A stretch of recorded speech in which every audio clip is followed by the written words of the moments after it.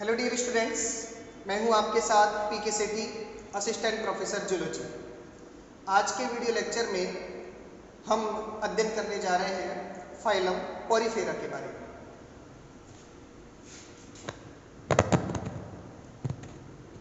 Phylum Porifera.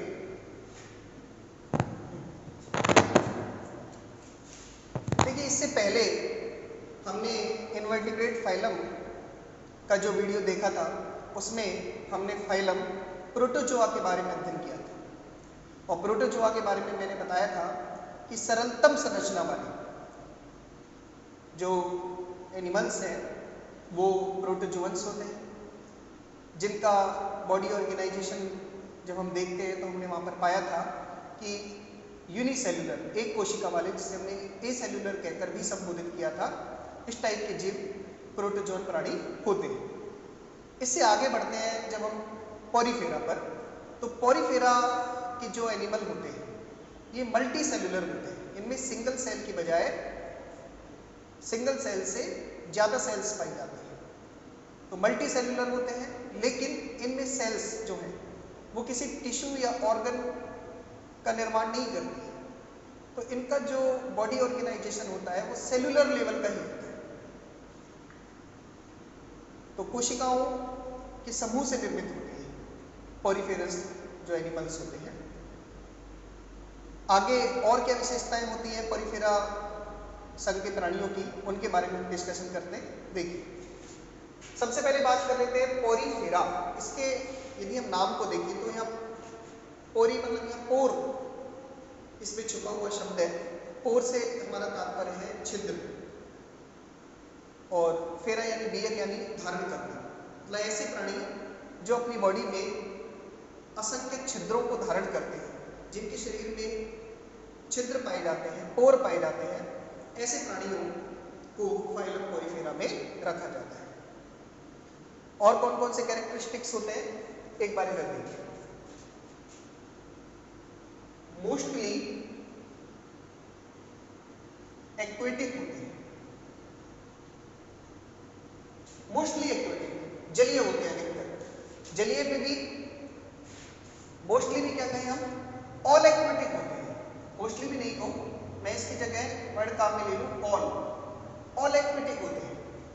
All aquatic में भी mostly marine होते हैं। मैराइन वाटर में पाए जाते हैं, समुद्री जल में पाए जाते हैं, लवणीय जल में पाए जाते हैं। लेकिन कुछ एनिमल्स ऐसे होते हैं, जैसे कि इनकी फैमिली है स्पॉन्जिलिडी, उस फैमिली के जो एनिमल्स होते हैं वो फ्रेश वाटर में पाए जाते हैं। तो कुछ एक्सेप्शंस हैं फ्रेश वाटर में पाए जाने के, बाकी मोस्टली किस में पाए जाते हैं, मैराइन वाटर में होते हैं। और ऑल कैसे होते हैं, एक्वेटिक होते हैं। नेक्स्ट, सेसाइल होते हैं, आधार से चिपके हुए स्थिर तरीके के होते हैं, मूवमेंट नहीं करते जाते, एक जगह से दूसरी जगह पर ज्यादा मूवमेंट नहीं करते हैं। इस गुण की वजह से इन्हें प्लांट लाइक एनिमल माना जाता है। मतलब जिस तरीके से प्लांट होता है एक ही जगह पर बॉटम में स्थिर होता है और धीरे धीरे ग्रो करता है, इसी तरीके से बॉटम में स्थिर होकर धीरे धीरे ग्रो करते हैं एक ही जगह पर स्थिर रहकर, तो प्लांट लाइक एनिमल्स होते हैं। इनमें चूंकि वाटर में है तो इनकी बॉडी के अंदर वाटर एंट्री करता है। वाटर एंट्री जिन पोर से करता है, वाटर एंट्री के जो पोर होते हैं, वाटर एंट्री के पोर्स को हम ऑस्टिया कहते हैं। ऑस्टिया क्या है, water entry pores, water entry pores. इसके अलावा बहुत सारे छिद्रों से, ऑस्टिया से तो वाटर अंदर जाता है, और उसके बाद वो जो वाटर बाहर निकलता है तो वो एक बड़े छिद्र से बाहर निकलता है। इस छिद्र को हम कहते हैं ऑस्टियम।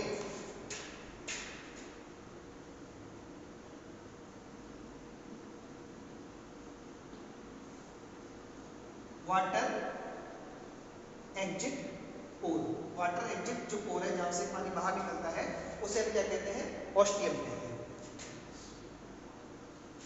इनकी बॉडी में एक कैविटी पाई जाती है, इस कैविटी को कहते हैं स्पॉन्जोसील। स्पॉन्जोसील, ये क्या है? इनकी बॉडी कैविटी। स्पंज, इनका जो कॉमन नेम है, इन्हें स्पंज कहा जाता है ना। अगर हमसे पूछे कि स्पंज सामान्य भाषा में किन एनिमल्स को कहा जाता है, तो हम बताएंगे फाइलम पॉलीफेरा की जो एनिमल्स होते हैं उन्हें स्पंज कहा जाता है। तो स्पंज की जो कैविटी है वो स्पॉन्जोसील कहलाती है। इनमें इनकी जो बॉडी वॉल होती है, बॉडी वॉल, उसमें 2 लेयर होती है। Body wall consist 2 layer. ये 2 लेयर कौन कौन सी होती है? पिनेकोडर्म और कोइनोडर्म। आउटर पिनेकोडर्म और इनर कौन सी हो जाती है? कोइनोडर्म हो जाती है। तो 2 प्रकार की बॉडी लेयर इनमें पाई जाती है। इनके बीच में मेसेंकाइम होता है।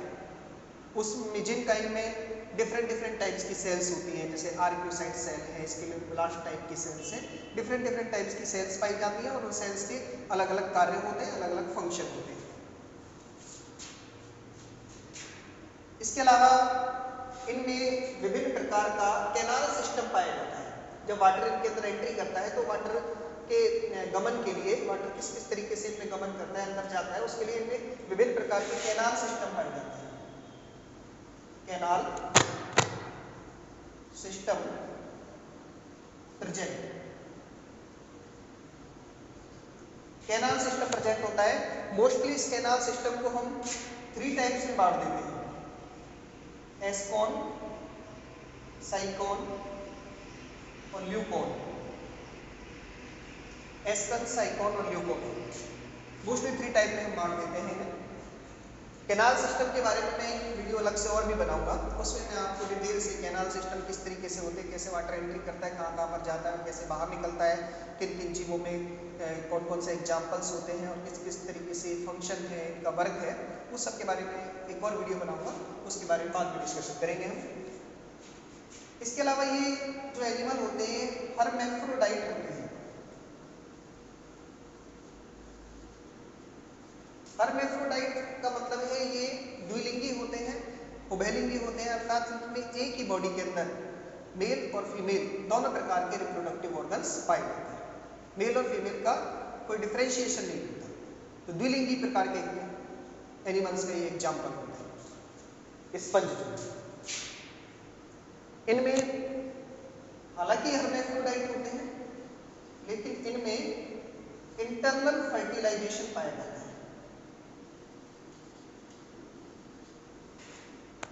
इंटरनल फर्टिलाइजेशन और क्रॉस फर्टिलाइजेशन।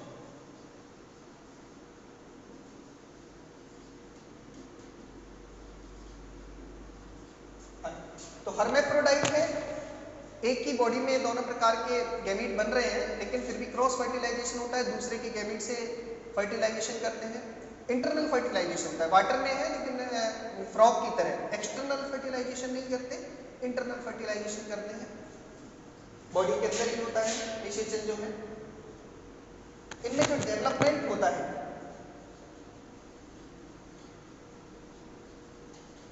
वो इनडायरेक्ट होता है। इनडायरेक्ट का मतलब पेरेंट्स अपने समान ऑफस्प्रिंग पैदा नहीं करते, डिफरेंट टाइप के ऑफस्प्रिंग पैदा करते हैं। तो जैसे कि लार्वा, तो इनमें लार्वा का निर्माण होता है। इनमें जो लार्वा बनता है उस लार्वा को हम, इनका जो लार्वा है उसे एम्फीब्लास्टुला या पेरेन्काइमुला, एम्फीब्लास्टुला या पेरेन्काइमुला लार्वा स्पंजों के लार्वा को, या पोरिफेरा, जो पोरिफेरा संघ के जो प्राणी है उनके लार्वा को एम्फीब्लास्टुला या पेरेन्काइमुला लार्वा कहा जाता है। तो ये मेन फीचर्स हो गए। इसके अलावा इनमें जो इनका स्केलेटन होता है, कंकाल होता है, वो अलग अलग प्रकार के स्ट्रक्चर से बना रहता है। किसी में सिलिका से निर्मित होता है, किसी में कैल्शियम कार्बोनेट की कंडिकाओं से बना होता है, अलग अलग टाइप से। तो स्केलेटन की उपस्थिति के आधार पर और कैनाल सिस्टम की भी उपस्थिति के आधार पर हम स्पंजों को विभिन्न क्लास में क्लासिफाई करते हैं, डिवाइड करते हैं। तो देखते हैं कैसे क्लासिफिकेशन होता है इसका। क्लासिफिकेशन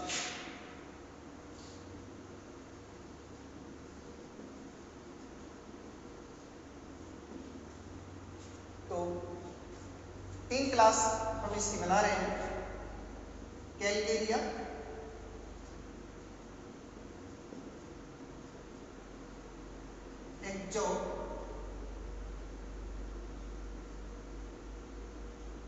एक्जोक्टिनिलिडा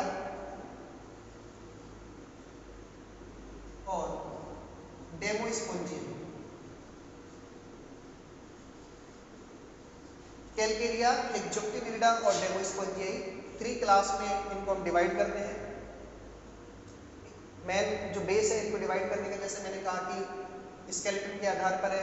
कैलकेरिया में कैल्शियम कार्बोनेट की बनी कंडिकाएं होती हैं, इसमें सिलिका युक्त कंडिकाएं पाई जाती हैं जो जिन पर रेज होती हैं, और ये स्पॉन्जिन तंतु और सिलिका युक्त कंडिकाओं से इनका कंकाल बना होता है। जो स्पॉन्जिया है, स्पॉन्जिन तंतु से, स्पॉन्जिन फाइबर से इनका जो स्केलेटन है वो क्या होता है, बना होता है। अब इन सब के अपने अपने एग्जाम्पल्स होते हैं, कैलकेरिया के, एक्जोक्टिनिलिडा के, डेमोस्पोंजी के। इन एग्जाम्पल्स के बारे में मैं एक और वीडियो बनाऊंगा जिसमें मैं आपको प्रोटोजो और पोरिफेरा दोनों के जो इम्पोर्टेंट एग्जाम्पल होते हैं एनिमल्स के, जो इनके प्रतिनिधि जंतु हैं जिनके बारे में कंपटीशन एग्जाम में भी बहुत सारे क्वेश्चन पूछे जाते हैं हमसे, तो उनके बारे में एक अलग वीडियो बनाऊंगा, प्रोटोजो और पोरिफेरा दोनों के एग्जाम्पल्स का। तो उसमें मैं आपको डिटेल से बताऊंगा। फिर भी मैं यहाँ एक दो नाम आपके सामने बता देता हूँ कि इसमें यूस्पंजिया है, हाइलोनीमा है, इसके अलावा इसमें यूप्लेक्टेला है। ओके, तो इस टाइप के एग्जाम्पल्स इन स्पंजों में आते हैं। इनमें जैसे यूप्लेक्टेला, इसे वीनस की पुष्प मंजूषा कहा जाता है। हाइलोनीमा है, ग्लास रूप स्पंज कहा जाता है इन्हें। यूस्पंजिया है जिसे हम बाथ स्पंज कहते हैं। तो डिफरेंट टाइप्स के एग्जाम्पल्स इसमें मिलते हैं और काफ़ी रोचक उदाहरण इसके होते हैं। उनके बारे में बाद में डिस्कशन करेंगे। आज के लिए इतना ही। Thank you very much.